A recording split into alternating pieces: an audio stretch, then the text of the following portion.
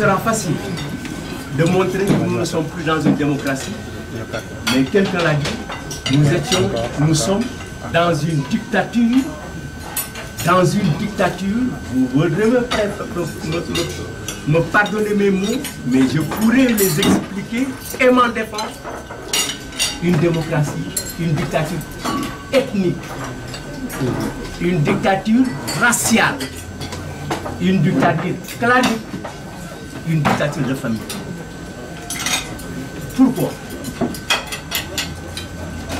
Je suis à côté d'un juriste, éminent juriste de son pays, fonctionnaire aux enquêtes économiques, député à l'Assemblée nationale, juriste et aujourd'hui avocat.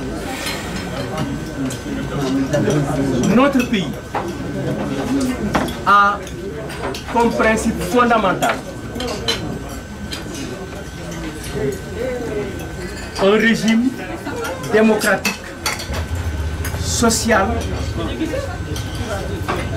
qui repose sur les principes de gouvernance par le peuple et pour le peuple.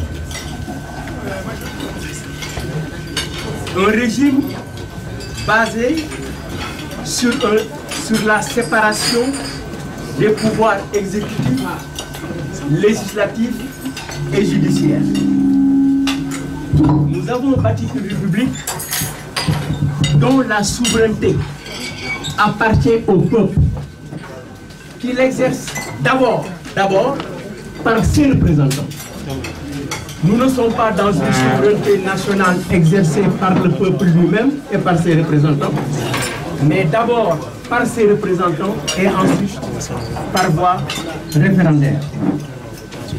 Il est dit dans les premières dispositions que aucune section ni aucun individu ne peut s'attribuer l'exercice de la souveraineté populaire.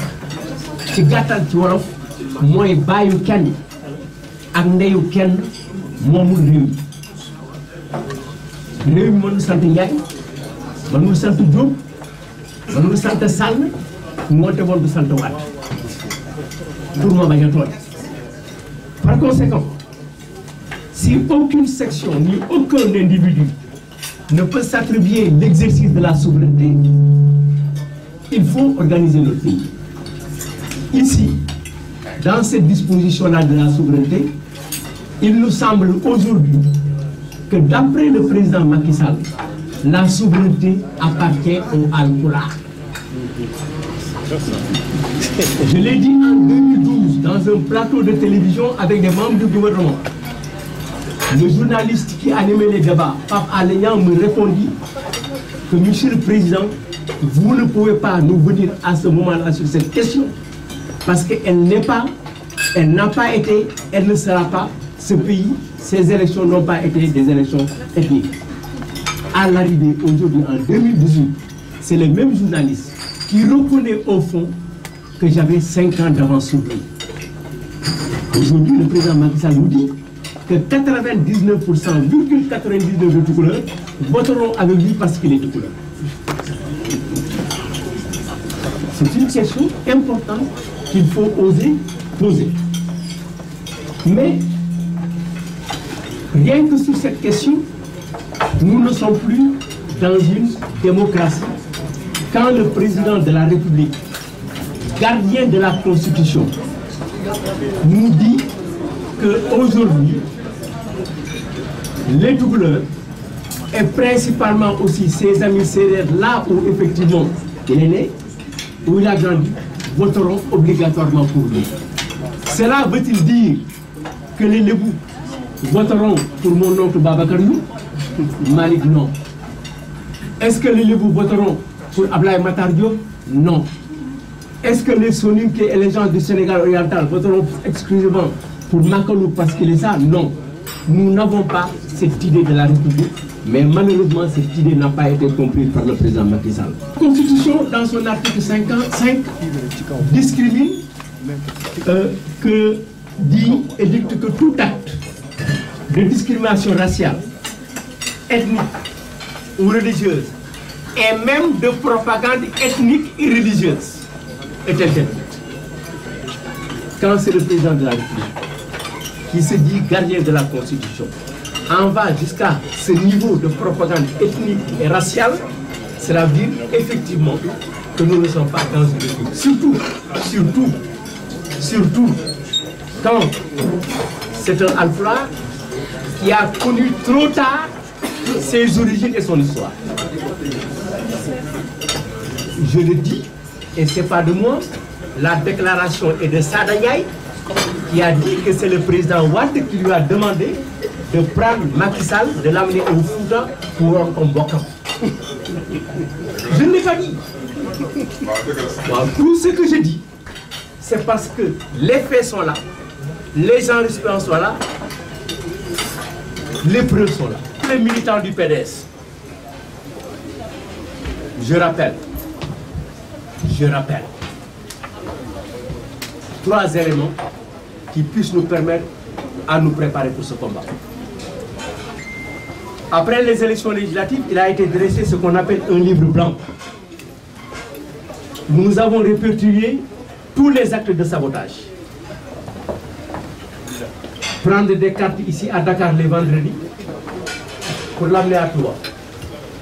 Vous parvenez le vendredi 15h. À 18h, les cartes sont à Fatick. À 22h, les cartes sont à Makakoulibatta, à Salemata. Mais vendredi, samedi, dimanche, à 18h, les cartes n'arrivent pas à Touba. Vous pensez que ce n'est pas du sabotage, ça? C'est du sabotage organisé. À partir de ces 2 documents, le président Abdoulaye Wade, notre secrétaire général, a tenu une conférence pour dire la seule chose. Et je le rappelle à tout militant du PDS, en attendant les instructions de notre secrétaire général national. Dès l'instant que le gouvernement avait répondu à notre livre blanc, pour accepter sur certaines questions qu'il avait tort, notre secrétaire général a dit ceci de mémoire. Je veux rappeler aux Sénégalais et dire à Macky Sall et à Ali Ngouille Ndiaye, nous savons comment ils veulent organiser les prochaines élections. Nous ne l'accepterons pas.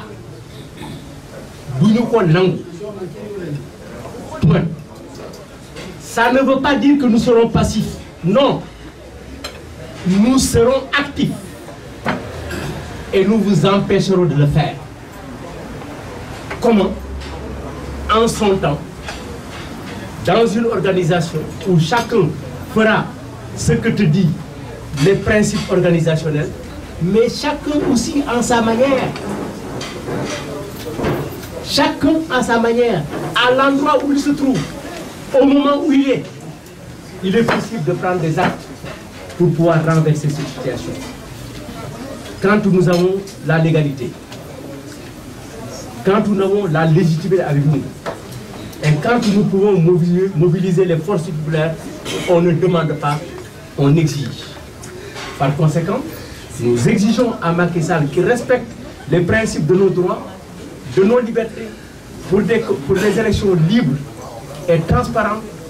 Sinon, nous répondrons et lui-même répondra de tous les actes qui seront posés dans ce pays. Et pour parler aux autorités religieuses, à nos marabouts, à nos responsables d'organisations sociales, aux chefs coutumiers qui nous entendront par le canal de vos médias, je rappelle qu'un jeune journaliste de notre pays, imbu des valeurs de son métier, depuis 1 an, répète une phrase que j'ai retenue. Serigne si maa ngi leen wax ngeen attu boo leen attuwul di ngeen atte. Chères autorités religieuses de notre pays, vous avez des responsabilités sur ce qui se passe dans ce pays. Quelles que soient vos relations avec l'opposition, quelles que soient vos relations avec le pouvoir, vous avez le droit de nous mener dans la quiétude et dans la paix sociale. Et pour cela, il faut que vous demandez à Macky Sall d'arrêter. En définitive et pour conclure, je voudrais vous dire que le Sénégal est en danger. Nous sommes dans le danger. Nous sommes au milieu du danger. Nous sommes dans une poudrière ensemble avec Macky Sall. Et c'est le seul dans la poudrière. C'est le seul autour des fûts d'essence qui nous entourent à jouer avec un briquet. Alors, il faut lui prendre par la main, avec un coup, arracher le briquet et ne pas provoquer l'incendie. Je vous remercie.